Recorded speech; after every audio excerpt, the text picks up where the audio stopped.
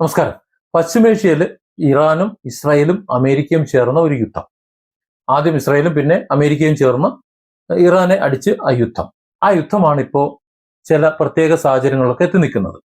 ഇവിടെ ചോദിക്കുന്ന ഒരു ചോദ്യമുണ്ട്: എന്തിനു വേണ്ടിയാണ് ഈ യുദ്ധം? എന്തിനു വേണ്ടിയാണ്? യഥാർത്ഥത്തിൽ ഇങ്ങനെ ഒരു പരമാധികാര രാജ്യത്തെ കയറി അടിക്കേണ്ട കാര്യമുണ്ടോ? അങ്ങനെ ഒരു കാര്യവുമില്ലാതെ ഇസ്രായേലും അമേരിക്കയും കയറി ഇറാനെ അടിക്കാൻ കാരണം എന്താണ്? ഇപ്പോ വെടിനിർത്തലിന്റെ കാര്യം നമുക്ക് പറയാം. വെടിനിർത്തൽ ഒരു നിവൃത്തിയില്ലാഞ്ഞിട്ടാണ്. കാര്യം അമേരിക്കൻ പ്രസിഡന്റ് ട്രംപ് വിചാരിച്ച പോലെ അല്ല കാര്യങ്ങൾ പോയത്. അവരുടെ സഖ്യരാജ്യങ്ങളും നാറ്റോ രാജ്യങ്ങളും ഒക്കെ എതിർത്തു. അവരാരും ട്രംപിനൊപ്പം കൂടിയില്ല. അതായത് ലോക രാജ്യങ്ങളിടയിൽ ട്രംപ് ഒറ്റപ്പെടുന്നു, ഇസ്രായേൽ മാത്രമേ കൂടുള്ളൂ എന്നൊരവസ്ഥ വന്നപ്പോൾ അമേരിക്കയ്ക്ക് നിലനിൽപ്പല്ലാതെ. പിന്നെ അമേരിക്കയിൽ ഉണ്ടാകുന്ന സാമ്പത്തിക അസമത്വം, വന്നു തുടങ്ങിയ അസമത്വം, അത് വലിയ പ്രശ്നമാണ്. അതുകൊണ്ട് ട്രംപിന് വെടിനിർത്തേണ്ട സാഹചര്യം വന്നു. അവിടെയുണ്ടൊരു കുഴപ്പം. ട്രംപിന് അങ്ങനെ വെടിനിർത്താൻ പറ്റൂലല്ലോ. ഒരു കരാർ വേണം. ആ കരാറാകട്ടെ ട്രംപ് പറയുന്നത് പോലെ വേണം. ട്രംപ് പറയാണ് ഇറാനോട് ഒപ്പുവെക്കട എന്ന് പറഞ്ഞിട്ട്, അതായത് ആജ്ഞ കൊടുത്ത ശേഷം, ട്രംപിന്റെ ആജ്ഞ കൊടുത്ത ശേഷം ആ ആജ്ഞ അനുസരിച്ച് ഇറാൻ ഒപ്പുവെച്ചതായി വേണം. അതെന്തായാലും മതി. ആ രീതിയിൽ ആകാത്തതാണ് ഇപ്പോഴത്തെ പ്രശ്നം. അതുകൊണ്ടാണ് ട്രംപ് ഇടയ്ക്കിടയ്ക്ക് ചൊറിഞ്ഞുകൊണ്ടിരിക്കുന്നത്. ഇനി നമുക്ക് വിഷയത്തിലേക്ക് വരാം. യഥാർത്ഥത്തിൽ എന്തിനാണ് ഈ യുദ്ധം? നമ്മളെല്ലാവരും ചോദിക്കുന്ന ചോദ്യമാണ്: എന്തിനാണ് ഈ അമേരിക്കയും ഇസ്രായേലും ചേർന്നിട്ട് ഇറാനെ ആക്രമിച്ചത്? അല്ലെങ്കിൽ പശ്ചിമേഷ്യയിൽ ഇപ്പം നടക്കുന്ന യുദ്ധം എന്തിനാണ്? ഇതിന്റെ യഥാർത്ഥ വസ്തുത ഇവിടുത്തെ മീഡിയകൾ സംസാരിക്കുന്നില്ല. ആ വസ്തുതയാണ് ഞാൻ ഈ വീഡിയോയിൽ പറയാൻ ഉദ്ദേശിക്കുന്നത്. ഒരുപാട് രാജ്യങ്ങളെ കുറിച്ച് പറയാനുണ്ട്. ചിലപ്പോൾ ഈ വീഡിയോ അല്പം നീണ്ടുപോയേക്കാം, പക്ഷെ നിങ്ങൾ വീഡിയോ മുഴുവനായിട്ട് കാണണം. ഗ്രേറ്റർ ഇസ്രായേൽ അഥവാ മഹാ ഇസ്രായേൽ, ഈ ഒരു ലക്ഷ്യമുണ്ട്. ഇസ്രായേൽ എന്ന ആ ഒരു ഭൂപ്രദേശം ഒരു വലിയൊരു പ്രദേശമായി മാറണമെന്ന് അവർ ആഗ്രഹിക്കുന്നു. വെറും ഒരു ഭൂപടമല്ല അത്, മറിച്ച് പശ്ചിമേഷ്യയിൽ കഴിഞ്ഞ ദശാബ്ദങ്ങളായിട്ട്, പതിറ്റാണ്ടുകളായി നാം കാണപ്പെടുന്ന ചോരപ്പുഴ, നമ്മൾ കണ്ടുകൊണ്ടിരിക്കുന്ന വലിയ ചോരപ്പുഴയും അധിനിവേശങ്ങൾ, അതിൻ്റെയൊക്കെ മാസ്റ്റർ പ്ലാനാണ് ഈ ദ ഗ്രേറ്റ് ഇസ്രായേൽ എന്ന് പറയുന്നത്. കേവലം സുരക്ഷയുടെയോ അല്ലെങ്കിൽ സുരക്ഷാ ഭീഷണിയുടെയോ അതല്ലെങ്കിൽ ഭീകരവിരുദ്ധ പോരാട്ടത്തിന്റെയോ ഒക്കെ പേര് പറഞ്ഞ് ഇതൊക്കെയാണല്ലോ പറയുന്നത്. ആ രാജ്യം ഭീകര രാജ്യമാണ്, ഇപ്പൊ സിറിയ ഭീകര രാജ്യമാണ്, പലസ്തീൻ ഭീകര രാജ്യമാണ്, ഇങ്ങനെയൊക്കെയാണ് പറയുന്നത്. ഇപ്പൊ ഇറാനെയും കൂടി ആ കൂട്ടത്തിൽപ്പെടുത്തിയിട്ടുണ്ട്. അപ്പൊ ഇത്തരത്തിൽ ഭീകരവിരുദ്ധ പോരാട്ടത്തിന്റെ പേര് പറഞ്ഞ് അമേരിക്കയും ഇസ്രായേലും നടത്തുന്ന സൈനിക നീക്കങ്ങൾ പിന്നിൽ കൃത്യമായ ഒരു അജണ്ട ഉണ്ട് എന്നാണ് നമ്മൾ മനസ്സിലാക്കേണ്ടത്. ഇന്നത്തെ പശ്ചിമേഷ്യൻ രാജ്യങ്ങളെ മുഴുവൻ തകർക്കണം, തകർത്ത തരിപ്പണമാക്കണം, അവരുടെ അതിരുകൾ ഇല്ലാതാക്കണം. എന്ന് പറഞ്ഞാൽ ആ രാജ്യം തന്നെ ഇല്ലാതാക്കണം. ഇല്ല, പശ്ചിമേഷ്യയിൽ കുറെ രാജ്യങ്ങളുണ്ട്. ആ രാജ്യങ്ങൾ ഇല്ലാതാക്കിയിട്ട് ആ രാജ്യങ്ങളെല്ലാം കൂടെ ചേർത്തിട്ട് ഇസ്രായേലിനെ വിപുലീകരിച്ചുകൊണ്ട് ഗ്രേറ്റർ ഇസ്രായേൽ എന്ന ഒരു സാമ്രാജ്യം സ്ഥാപിക്കണം. ഇതാണ് ഇതിന്റെ ബേസിക് അജണ്ട എന്ന് പറയുന്നത്. ഒരു സുപ്രഭാതത്തിൽ നടക്കുന്ന കാര്യമൊന്നുമല്ല, ഒരു പദ്ധതിയൊന്നും അല്ല ഇത്. ഇത്തരത്തിലുള്ള ഒരു വൻ പദ്ധതിക്ക് ഇന്ന് നമ്മളെ പശ്ചിമേഷ്യ ഒന്ന് പരിശോധിച്ച് നോക്കുകയാണെങ്കിൽ ഒരേ ഒരു തടസ്സം മാത്രമാണ്, അതാണ് ഇറാൻ. അതായത് പശ്ചിമേഷ്യയിലെ വൻ ശക്തി, ആർക്കും അടിക്കാൻ കഴിയാത്ത ഒരു സൈനിക ശക്തി. മറ്റുള്ള രാജ്യങ്ങളൊക്കെ അമേരിക്കയുടെയും ഇസ്രായേലിന്റെയും ഒക്കെ ചുൽപ്പടിക്ക് നിൽക്കുന്നവരാണ്, അവരുടെ സൈനിക താവളങ്ങളുള്ളതാണ്. അവരൊക്കെ ഈ പറഞ്ഞ അമേരിക്ക വന്ന് രക്ഷിച്ചോളും എന്ന് കരുതി ഇരിക്കുന്നവരാണ്. പക്ഷെ ഇറാൻ അങ്ങനെയല്ല. ഇറാൻ പശ്ചിമേഷ്യയിലെ വൻ ശക്തിയാണ്. കഴിഞ്ഞ 3-4 മാസമായിട്ട് നമ്മൾ കാണുന്നത്. ഈ അമേരിക്കയുടെയും ഇസ്രായേലിന്റെയും 2000-3000 കോടി രൂപ വിലയുള്ള ആയുധങ്ങൾ, വിമാനങ്ങൾ, ഇതിനെയൊക്കെ തട്ടിയിടുന്നത് കേവലം 10 ലക്ഷവും 20 ലക്ഷവും മാത്രം വിലയുള്ള ചെറിയ മിസൈലുകൾ വെച്ചിട്ടാണ്. വൻ സാമ്പത്തിക ബാധ്യതയാണ് ഈ രണ്ട് രാജ്യങ്ങൾക്കും ഉണ്ടായിട്ടുള്ളത്. ഇറാനെ സംബന്ധിച്ചിടത്തോളം അവർക്ക് ആ ഭൗമതലത്തിൽ ഉണ്ടായിട്ടുള്ള നഷ്ടങ്ങൾ മാത്രമേ ഉള്ളൂ. അപ്പൊ അത്തരത്തിൽ വലിയ ഒരു സൈനിക ശക്തിയാണ് ഇറാൻ എന്ന് പറയുന്നത്. നമ്മൾ ഉദ്ദേശിക്കുന്ന ലെവലിലല്ല. അതുകൊണ്ട് തന്നെ ഇവരുടെ ഈ പദ്ധതി നടപ്പിലാക്കുക എന്ന് പറഞ്ഞാൽ അത്ര എളുപ്പമുള്ള കാര്യമൊന്നുമല്ല. അതിന് ഇറാൻ പശ്ചിമേഷ്യയിൽ ഇല്ലാതാകണം. അതുകൊണ്ടാണ് പശ്ചിമേഷ്യയിൽ ഇത്തരത്തിൽ യുദ്ധം നടക്കുന്നതും ഇറാനെ അതിൽ ഒരു കണ്ണിയാക്കുന്നതും. ചരിത്രപരമായിട്ട് അല്ലെങ്കിൽ മതപരമായിട്ടൊക്കെ നോക്കുമ്പോൾ തീവ്ര സയനിസ്റ്റ് ഗ്രൂപ്പുകൾ വിശ്വസിക്കുന്ന അവരുണ്ടാക്കി വെച്ചിട്ടുള്ള അവരുടെ മനസ്സിലെ ഒരു ഭൂപടമാണ്. ഈജിപ്തിലെ നൈൽ നദിയിൽ തുടങ്ങും അത്, എന്നിട്ട് ഇറാഖിലെ യൂഫ്രട്ടീസിൽ അത് അവസാനിക്കും. അത്ര വിശാലമായിട്ടുള്ള വലിയൊരു ഭൂപ്രദേശമാണ് അവരുടെ ആ വിശാല ഇസ്രായേൽ എന്ന് പറയുന്നത്. ആ ലക്ഷ്യം പൂർത്തിയാക്കണമെന്നുണ്ടെങ്കിൽ ഇന്നത്തെ മിഡിൽ ഈസ്റ്റിലെ പല പ്രമുഖ രാജ്യങ്ങളും, ഇന്നത്തെ നമ്മൾ സമ്പന്നരെന്ന് കരുതുന്ന നമ്മൾ മലയാളികളടക്കം പോയി പണിയെടുക്കുന്ന ആ രാജ്യങ്ങളിലെ മറ്റ് പല പ്രമുഖ രാജ്യങ്ങളും ഒന്നുകിൽ ഈ ഭൂപടത്തിൽ നിന്ന് അപ്രത്യക്ഷമാകും.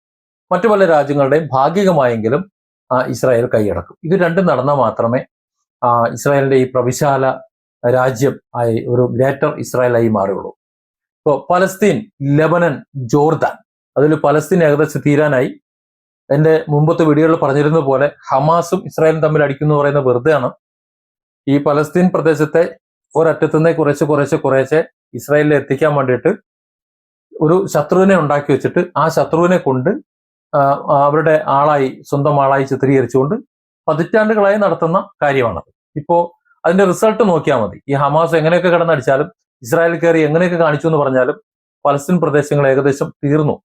എല്ലാം വെസ്റ്റ് ബാങ്ക് ഒരു കുറച്ച് മാത്രമേ ഉള്ളൂ. ആ പ്രദേശം മുഴുവൻ ഇവിടെ എത്തി, ഇസ്രായേലിൽ എത്തിക്കഴിഞ്ഞു. അതുകൊണ്ട് പലസ്തീൻ അവരുടെ ലക്ഷ്യമാണ്. ലെബനൻ ഇപ്പോ തുടങ്ങി അല്ലെ? ലെബനൻ എത്ര കാലമായി ലെബനൻ കീഴടക്കാൻ നോക്കുന്നത്? ലെബനൻ പൂർണ്ണമായി അവർക്ക് വേണം. അതുപോലെ ജോർദാൻ, ഇത് പലസ്തീനും ലെബനാനും ജോർദാനും 3 രാജ്യങ്ങൾ അവർക്ക് പൂർണ്ണമായിട്ടും വേണം. ഈ ഗ്രേറ്റർ ഇസ്രായേൽ എന്ന് പറയുന്ന ഒരു സങ്കല്പം വരുമ്പോൾ ഈ 3 രാജ്യങ്ങളും ഇല്ലാതാകും. പിന്നെ ഉള്ളത് സിറിയയാണ്. Syria, Iraq, Kuwait, Egypt, Saudi Arabia. വിട്ടില്ല, സൗദി അറേബ്യയിലെത്തും. സിറിയ നമുക്കറിയാലോ, ഇപ്പോൾ വലിയ ഭീകര രാജ്യം എന്ന് അവർ പ്രചരിപ്പിച്ചുകൊണ്ടിരിക്കുകയാണ്. ഇറാഖിനെ നേരത്തെ തന്നെ ഒരു സൈഡാക്കി അല്ലെ? ആദ്യം ഇറാഖ് കുവൈറ്റ് യുദ്ധം ഉണ്ടാക്കി, പിന്നെ ഇറാഖിനെ കൊണ്ട് ഇറാനെ അടുപ്പിച്ചു. 8 വർഷത്തോളം തമ്മിലടിച്ചു. അവർ തമ്മിലടിച്ച് തീരട്ടെ എന്ന് അങ്ങ് തീരുമാനിച്ചു. അമേരിക്ക തീരുമാനിച്ചു. അതിനെ നഖചുരണ്ടി കൊടുത്തു അമേരിക്ക. അവസാനം ഇറാഖ് പൂർണ്ണമായിട്ടും തകർന്ന് തരിപ്പണമായി കഴിഞ്ഞപ്പോഴേക്കും ഇറാഖ് യുദ്ധം അവർ തന്നെ വിട്ട് അവസാനിപ്പിച്ചു. പിന്നീട് ഈ അമേരിക്ക സപ്പോർട്ട് ചെയ്ത ഇറാഖിനെ തന്നെ അമേരിക്ക തന്നെ ഇല്ലാതാക്കി അസ്ഥിരപ്പെടുത്തി ഇട്ടിട്ടുണ്ട്. അപ്പൊ ഇറാഖിന്റെ കാര്യം തീരുമാനമാക്കിയിട്ടുണ്ട്. കുവൈറ്റിന്റെ കാര്യം ആദ്യം ഇറാഖ് തീരുമാനമാക്കിയിട്ടുണ്ട്. കുവൈറ്റ് ഒരു ചെറിയൊരു പ്രദേശമാണ്, ഒരു കുഴപ്പമൊന്നുമില്ല, അത് എടുക്കാനൊന്നും ഒരു പ്രയാസമൊന്നുമില്ല. പിന്നെയുള്ള ഈജിപ്താണ്. ഈജിപ്തിന്റെ കുറെ ഭാഗങ്ങൾ ഇവർക്ക് ആവശ്യമുണ്ട്. പിന്നെ സൗദി അറേബ്യയാണ്. അത് അത്ര പെട്ടെന്നൊന്നും കിട്ടൂല, എങ്കിലും അമേരിക്ക അവിടെ അധിനിവേശം നടത്തിയിട്ടുണ്ട്. അപ്പോൾ Syria, Iraq, Kuwait, Egypt, Saudi Arabia, ഈ രാജ്യങ്ങളുടെ വലിയൊരു ഭാഗം ഇത്രയും കൂടെ ചേരുമ്പോഴാണ് ഒരു ഗ്രേറ്റർ ഇസ്രായേലായി മാറുന്നത്. ഈ ഗ്രേറ്റർ ഇസ്രായേൽ ആകുന്നത് വരെ പശ്ചിമേഷ്യയിൽ യുദ്ധം ഉണ്ടായിക്കൊണ്ടിരിക്കും. ഇതാണ് ഇതിന്റെ വസ്തുത എന്ന് പറയുന്നത്. ഈ രാജ്യങ്ങളെ ഒന്നൊന്നായിട്ട് തകർക്കുക എന്ന ലക്ഷ്യത്തോടെയാണ് അമേരിക്ക അവിടെ സൈനിക താവളങ്ങൾ ഒരുക്കിയതും കഴിഞ്ഞ ദശാബ്ദങ്ങളായി യുദ്ധങ്ങൾ വിതയ്ക്കുന്നതും ഒക്കെ. ഈ മാസ്റ്റർ പ്ലാനിന്റെ ആദ്യ ഇരകളിലൊന്നായിരുന്നു ഇറാഖ് എന്ന് നമുക്കറിയാം. കുവൈറ്റിന്റെ ഭാഗങ്ങൾ ഇറാഖ് മുഴുവനായും ഈ ഭൂപടത്തിന്റെ ഭാഗമാകണം. ചരിത്രത്തിലേക്ക് നോക്കൂ. ആദ്യം ഇറാഖ് കുവൈറ്റ് യുദ്ധം ഉണ്ടായി. അതിനുശേഷം ഇറാനെതിരെ ഇറാഖിനെ കൊണ്ട് അടുപ്പിച്ചു, ആയുധം നൽകി സഹായിച്ചു. എന്നാൽ ഒടുവിൽ രാസായുധങ്ങൾ ഉണ്ട് എന്നൊരു വ്യാജ ആരോപണം, ആ ആരോപണം ഉന്നയിച്ചുകൊണ്ട് അമേരിക്ക തന്നെ നേരിട്ട് ഇറാഖിനെ ആക്രമിക്കുകയും ആ രാജ്യത്തെ പൂർണ്ണമായി തകർക്കുകയും ചെയ്തു. ആ രാജ്യത്തെ പരമാധികാരത്തെയും ഒക്കെ നശിപ്പിച്ചു, ഇല്ലാതാക്കി. സദ്ദാം ഹുസൈന്റെ പതനത്തോടെ ഇസ്രായേലിന് ഭീഷണിയാകാൻ സാധ്യത ഉണ്ടായിരുന്ന ഒരു ശക്തമായ അറബ് രാജ്യം ഇല്ലാതായി എന്ന് നമുക്ക് പറയാം. കാര്യം സദ്ദാം ഒരു പ്രതിരോധമായിരുന്നു.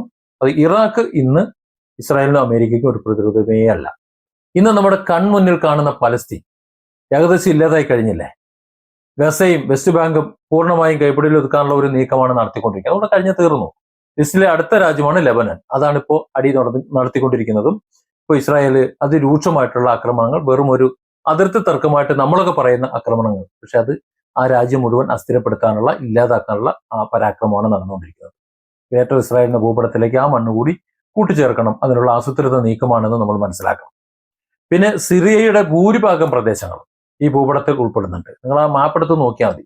സിറിയയുടെ ബഹുഭൂരിപക്ഷം പ്രദേശങ്ങളും ഈ ഗ്രേറ്റർ ഇസ്രായേലിന്റെ ഭാഗമായിട്ട് അവർ മാർക്ക് ചെയ്തിട്ടുണ്ട്. അതുകൊണ്ട് തന്നെ സിറിയയെ നിങ്ങൾ ചിന്തിക്കണം, ഈ സിറിയയെ വർഷങ്ങളായി ഒരു ആഭ്യന്തര യുദ്ധത്തിലേക്ക് തള്ളിവിട്ട്, എന്നിട്ട് അവരെ ലോകത്തിന് മുന്നിൽ ഒരു പ്രശ്നക്കാരായി ചിത്രീകരിച്ച്, ഒരു ഭീകര രാജ്യമാക്കി ചിത്രീകരിച്ച്, അവിടെ ഒരു സ്ഥിരതയില്ലാത്ത ഒരു അരക്ഷിതാവസ്ഥ ഇറാഖിലെ പോലെ സൃഷ്ടിക്കാൻ അമേരിക്കയ്ക്കും ഇസ്രായേലിനും സാധിച്ചു എന്നത് ഒന്ന് ശ്രദ്ധിച്ചാൽ മതി. അതായത് സിറിയയെ സംബന്ധിച്ചിടത്തോളം അവർ ഏകദേശം ലക്ഷ്യം സ്ഥാപിച്ചു കഴിഞ്ഞു. അടുത്ത ലക്ഷ്യം ഇനി വരിക ഈജിപ്തായിരിക്കും. ഈജിപ്തിന്റെ ഭാഗങ്ങളാണ്. നൈൽ നദിക്ക് കിഴക്കുള്ള സിനായ് പെൻസില ലക്ഷ്യമിട്ടിട്ട് വൈകാതെ തന്നെ വലിയ പ്രശ്നങ്ങൾ പ്രതീക്ഷിക്കാം. അവിടെയും ഉടനെ തന്നെ വരാം. അത് കഴിയുമ്പോൾ, അതും കൂടെയൊക്കെ ഏകദേശം കഴിയുമ്പോൾ സൗദി അറേബ്യയുടെ തീരത്തേക്ക് അടുക്കും. പതിയെ അങ്ങോട്ട് പോയിട്ട് അവിടെ വടക്കൻ പ്രദേശങ്ങളുടെ ചില ഭാഗങ്ങൾ ഗ്രേറ്റർ ഇസ്രായേലിന്റെ പരിധിയിൽ അവർ കണ്ടുവച്ചിട്ടുണ്ട്. സൗദി അറേബ്യയുടെ വടക്കൻ പ്രദേശങ്ങൾ ഏകദേശമൊക്കെ ഒരു ഒട്ടുമുക്കാൽ പ്രദേശങ്ങളും അവർ നേടിയെടുക്കാൻ നോക്കും. പക്ഷെ ഇവിടെ ഒക്കെ നമ്മൾ ശ്രദ്ധിക്കേണ്ട ഒരു കാര്യം എന്ന് പറഞ്ഞാൽ, ഈ പശ്ചിമേഷ്യയില് സൗദി അറേബ്യ അടക്കമുള്ള കുവൈറ്റ്, ഇറാഖ്, മറ്റ് രാജ്യങ്ങളടക്കമുള്ള പശ്ചിമേഷ്യൻ രാജ്യങ്ങൾ, ഇതിൽ ഏറ്റവും ശക്തി ആർക്കാ ഇപ്പോൾ സൈനികമായിട്ട്? ഇറാനാണ്. അതുകൊണ്ട് ഇറാൻ ഈ പറയുന്ന പശ്ചിമേഷ്യൻ രാജ്യങ്ങളുടെ രക്ഷകൻ എന്ന വേഷത്തിൽ ഒരുപക്ഷെ എത്താൻ സാധ്യതയുണ്ട്. നോക്കൂ, ഇപ്പോൾ സൗദി അറേബ്യ അടക്കമുള്ള രാജ്യങ്ങളുടെ രക്ഷകൻ വേഷം കെട്ടിയിരിക്കുന്ന ആരാ? അമേരിക്കയാണ്, നമുക്കറിയില്ല. അവരാണ് ആ രക്ഷക വേഷം കെട്ടിയിരിക്കുന്നത്. പക്ഷേ ഈ ഇറാൻ ഈ പറയുന്ന രാജ്യങ്ങളിലെ അമേരിക്കൻ ബേസുകളിലേക്ക് മിസൈൽ തൊടുത്തു വിട്ടപ്പോൾ സ്വന്തം നിലയ്ക്ക് കുറച്ച് മിസൈൽ ഇട്ട് തടുത്തു എന്നല്ലാതെ, ആ മിസൈൽ പ്രതിരോധങ്ങൾ വീണിട്ട് കുറച്ച് ആൾക്കാർക്ക് പരിക്കുപറ്റിയെന്നല്ലാതെ ഏതെങ്കിലും വിധത്തിൽ അമേരിക്ക അവരെ സഹായിച്ചായിട്ട് നിങ്ങൾക്ക് അറിയോ? ഇല്ല. പശ്ചിമേഷ്യ മുഴുവൻ തകർന്നു കാണണമെന്നാണ് അവർ ആഗ്രഹിക്കുന്നത്. അതിന്റെ ബേസിക് ലക്ഷ്യം എന്ന് പറഞ്ഞത് ഇതാണ്. ഇനി ജോർദാൻ എന്ന രാജ്യം നിലവിൽ വലിയ ചർച്ചകളില്ല. പക്ഷെ ഗ്രേറ്റർ ഇസ്രായേൽ യാഥാർത്ഥ്യമാകുമ്പോൾ ജോർദാൻ എന്ന രാജ്യം തന്നെ ഭൂപടത്തിൽ നിന്ന് ഇല്ലാതാകുമെന്ന് നിങ്ങൾ ആ മാപ്പ് പരിശോധിച്ചാൽ മനസ്സിലാവും. ഇത്തരത്തിൽ ലോക രാജ്യങ്ങളെ അതിന്റെ സുരക്ഷയുടെയും ഭീകരതയുടെയൊക്കെ പേര് പറഞ്ഞുകൊണ്ട് തെറ്റിദ്ധരിപ്പിക്കുമ്പോൾ, മറ്റുള്ളവരുടെ മുന്നിൽ തെറ്റിദ്ധരിപ്പിക്കുമ്പോൾ, അവർ ഭീകരരാണെന്ന് പ്രചരിപ്പിക്കുമ്പോൾ ഇസ്രായേലിനെയും അമേരിക്കയുടെയും ഒക്കെ വാലാട്ടികളായിട്ടുള്ള ചില ഭരണാധികാരികളുണ്ട്, ലോകരാജ്യങ്ങളിലെ ചില ഭരണാധികാരികൾ. അവരെല്ലാം ഈ അമേരിക്കയുടെയും ഇസ്രായേലിന്റെയും മൂടുതാങ്ങികളായിട്ട് നിൽക്കുകയും ചെയ്യും. ഇതാണ് ഏറ്റവും വലിയ ഒരു ദൗർഭാഗ്യം എന്ന് പറയുന്നത്. ഇതിന്റെ വസ്തുത മനസ്സിലാക്കുന്നില്ല. ഏത് വൻ പദ്ധതിയുടെ ഭാഗമായിട്ടാണ് പശ്ചിമേഷ്യയിൽ ഇത്രയധികം കലഹങ്ങൾ ഉണ്ടാക്കി രാജ്യങ്ങളെ ഇങ്ങനെയൊക്കെ ആക്കി തീർക്കുന്നത് എന്നവർ ചിന്തിക്കുന്നേയില്ല. സത്യത്തിൽ ഈ വൻ പദ്ധതി പശ്ചിമേഷ്യയിൽ പൂർണ്ണ വിജയത്തിൽ എത്താത്തതിന് ഇപ്പോഴത്തെ കാരണം ഇറാനാണ്. ഇറാൻ ഇല്ല എന്നുണ്ടെങ്കിൽ വിശാല ഇസ്രായേൽ എന്ന് പറഞ്ഞാൽ വർഷങ്ങൾ കൊണ്ട് അവർക്ക് സാധിക്കും. പക്ഷെ ഇറാൻ ഇങ്ങനെ നിലകൊണ്ടു കഴിഞ്ഞാൽ അത് നടക്കില്ല. അതാണ് ഇറാനെ ഒതുക്കുന്നതിന്റെ പ്രധാന കാരണം. അവർ ആഭ്യന്തര കലഹം ഉണ്ടാക്കി നോക്കിയത്. ഇപ്പൊ വീണ്ടും ആഭ്യന്തര കലാപം ഉണ്ടാക്കാൻ നോക്കുകയാണ്. നടക്കുന്നില്ല. കാരണം അവരെല്ലാവരും ഒറ്റക്കെട്ടായി നിൽക്കുന്നു.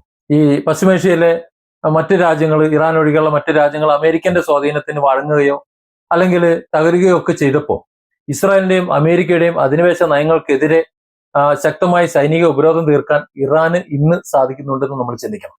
ഇപ്പോഴത്തെ ഈ വർത്തമാന കാലത്ത് ലെബനനിലുള്ള ഹിസ്ബുള്ള, അതുപോലെ യമനിലെ ഹൂത്തികൾ, സിറിയയിലെ അവിടെയുള്ള പ്രതിരോധ ശക്തികൾ, ഇവർക്കെല്ലാവർക്കും സൈനികമായും അല്ലാതെയും ശക്തി നൽകുന്നത് ഇറാനാണ്. അതായത് അവരുടെ വിശാല ഇസ്രായേൽ എന്നുള്ള ആ ഒരു ലക്ഷ്യത്തിലേക്ക് പരോക്ഷമായി ഇസ്രായേലിനെ ഇറാൻ അടിച്ചില്ല എന്നുണ്ടെങ്കിൽ അവരുടെ ലക്ഷ്യം തകർക്കുന്ന, അല്ലെങ്കിൽ അവരുടെ ലക്ഷ്യത്തിന് തടസ്സമായി നിൽക്കുന്ന ഒരു രാജ്യമാണ് ഇറാൻ. പശ്ചിമേഷ്യയെ പൂർണ്ണമായിട്ട് വിഴുങ്ങാൻ ശ്രമിക്കുന്ന ഇസ്രായേൽ സൈന്യത്തിന് മുന്നിൽ ഒരു വൻമതിലാണ് ഇറാൻ എന്ന് വേണമെങ്കിൽ പറയാം. അവരുടെ ആ ഒരു സൈനിക ശേഷി, അവരുടെ രാഷ്ട്രീയ നിലപാടുകൾ, അതുകൊണ്ട് തന്നെയാണ് ഇപ്പോൾ ഇറാനെ ലക്ഷ്യമിട്ടിട്ട് വലിയ നാടകങ്ങൾ കളിച്ചുകൊണ്ടിരിക്കുന്നത്. ഉപരോധങ്ങൾ ഏർപ്പെടുത്തി നോക്കി, 47 വർഷമായിട്ട് ഉപരോധങ്ങൾ ഏർപ്പെടുത്തി നോക്കി, ഏറ്റില്ല. ആണവ പദ്ധതികളുടെ പേര് പറഞ്ഞ് ഭീഷണിപ്പെടുത്തി നോക്കി, ഏറ്റില്ല. ഇറാനെ തകർക്കാനായിട്ട് ഏതൊക്കെ ചെയ്യാൻ പറ്റും, ഉപരോധങ്ങളും അവരുടെ സമ്പത്തൊക്കെ പിടിച്ചു വെച്ച് നോക്കി, നടന്നില്ല. ഒരു ജനാധിപത്യ സംരക്ഷണത്തിനല്ല, മറിച്ച് ഇറാൻ എന്ന വൻ ശക്തിയെ പശ്ചിമേഷ്യയിൽ നിന്ന് തുടച്ചു നീക്കണം. അങ്ങനെ തുടച്ചു നീക്കിയാൽ മാത്രമേ ഗ്രേറ്റർ ഇസ്രായേൽ എന്ന ഇസ്രായേലിന്റെ ആ പദ്ധതിക്ക്, അമേരിക്ക അത് ചെയ്തു കൊടുക്കാമെന്ന് ഏറ്റിട്ടുള്ള അവരുടെ ഗ്രേറ്റർ ഇസ്രായേൽ എന്ന പദ്ധതിക്ക് അമേരിക്കയ്ക്കും ഇസ്രായേലിനും സാധിക്കും. ചുരുക്കത്തിൽ പറഞ്ഞാൽ പശ്ചിമേഷ്യയിൽ ഇന്ന് നമ്മൾ കണ്ടുകൊണ്ടിരിക്കുന്ന യുദ്ധവും ബോംബാക്രമണങ്ങളും ഒക്കെ വെറും ഒരു പ്രാദേശിക തർക്കങ്ങളല്ല. അത് ലോകത്തെ തെറ്റിദ്ധരിപ്പിച്ചുകൊണ്ട് ഒരു സാമ്രാജ്യം കെട്ടിപ്പടുത്താൻ നടത്തുന്ന ആസൂത്രിതമായിട്ടുള്ള നീക്കങ്ങളാണ്.